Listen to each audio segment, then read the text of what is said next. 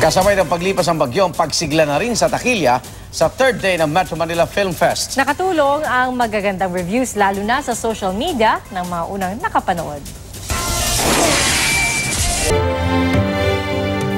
Nalaglag man ang mga pelikulang karaniwang tumatabo sa takilya. Medyo malungkot sila kasi wala yung Enteng Kabisote. Yun ang gusto ng mga bata eh.